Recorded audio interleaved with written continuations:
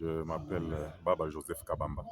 Je suis conseiller au bureau diocésain de la pastorale des jeunes. L'organisation d'un congrès est possible, mais il faudra bien préparer le congrès. Premièrement, nous devons rassembler tous les problèmes qui se présentent aujourd'hui dans le fonctionnement de la pastorale des jeunes, notamment sur l'application du directoire qui est issu du congrès de 1999. Oui. Ce congrès a eu à faire sortir les directoires qui avaient été promulgués en 2000. Oui. Depuis 2000 jusqu'en 2025, nous avons constaté que ces directoires présentent certaines difficultés quant au fonctionnement de la pastorale des jeunes et dans la pastorale des jeunes.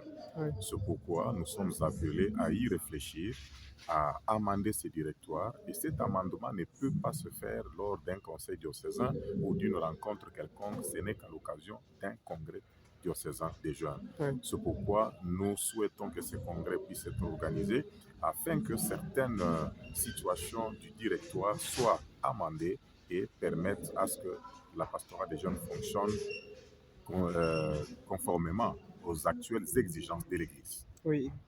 Le directoire prévoit le fonctionnement de la pastorale des jeunes, les structures, en tout cas les structures et les modes de fonctionnement. Par exemple, aujourd'hui, si on doit parler de la collaboration, de la relation entre les différents responsables et même de leur qualité, en tout cas, le directoire est clair là-dessus, mais avec des petits problèmes, il faudra que nous puissions les amender afin de trouver les appellations, les qualités et les fonctionnements adaptés à la situation actuelle de l'Église.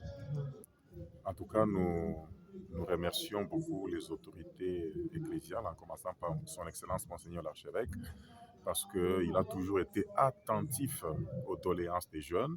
Et nous pensons qu'il va vraiment accorder une importance capitale à l'organisation de ces congrès, et surtout dans l'esprit synodal où et les jeunes, et les adultes, et tous les âges confondus doivent participer au développement de l'Église.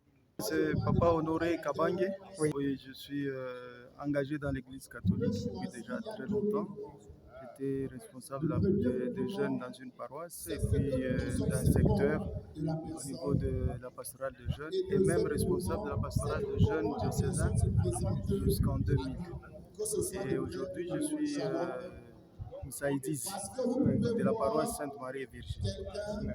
Bien sûr, je travaille dans la fonction publique et je suis engagé dans l'église. C'est pourquoi les jeunes s'intéressent toujours à moi, m'appelant pour que je puisse les animer, telle ou telle autre chose.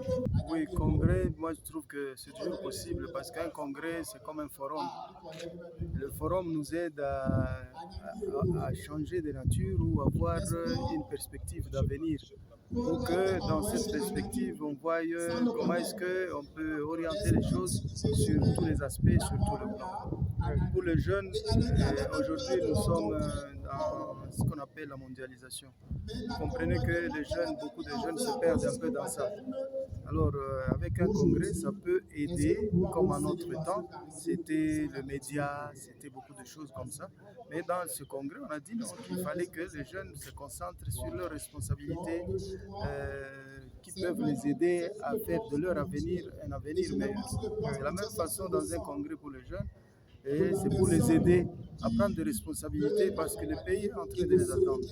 Le pays est en train de voir dans la jeunesse l'avenir de demain. Alors, si nous perdons tout un groupe, tous les jeunes, je pense que nous perdons aussi quelque part l'avenir de tout un pays. C'est pourquoi vraiment dans les congrès, c'est là qu'on fait la révolution d'un nouveau recommencement, d'une nouvelle vision et d'une nouvelle vie. Oui, les jeunes, vous comprenez que les jeunes doivent ouvrir les dimensions dans tous les domaines. Parce qu'il est appelé à, comment est-ce qu'on peut dire, à développer son milieu, à faire d'un développement intégral. Quand on parle d'un développement intégral, c'est-à-dire que là que le jeune oriente ses idées, ses initiatives, il doit y faire avec beaucoup d'attention.